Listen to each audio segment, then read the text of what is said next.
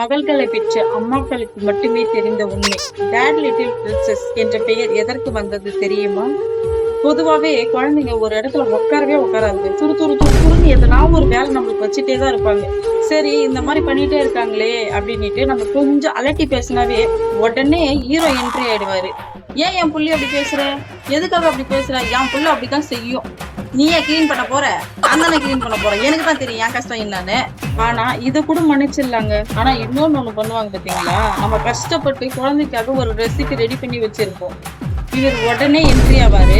நம்ம பிரின்சஸ் இருக்காங்கல்ல, அவங்க போய் அப்பா எனக்கு இது வேணும், அப்பா சாக்கி வேணும், ஐஸ்கிரீம் வேணும் அப்படின்னு கேட்பாங்க. உடனே வண்டி எடுத்துன்னு போயிட்டு வாங்கின்னு வந்து சாப்பிட்டு முடிச்சிருவாங்க. முடிச்சதோட முடிஞ்சா ஓகே. அடுத்து மறாத நாள் உடம்பு சரியில்லைன்னு படுத்துப்பாங்க. யார் ஆஸ்பத்திரிக்கு போறது, யார் அவரை பாத்துக்கிறது? ஏன் எங்களுக்கு வாங்கி தர தெரியாதா, எங்கள்கிட்ட காசு இல்லையா, நாங்க சம்பாதிக்கலையா? இந்த மாதிரி எதனா ஏடகூடமா செஞ்சுட்டே இருந்தா டேட் லிட்டில் பிரின்சஸை தூக்கிட்டு பர்மனண்டா ஹாஸ்பிட்டல் லிட்டில் பிரின்சஸ் பேரை வச்சிடலாம்.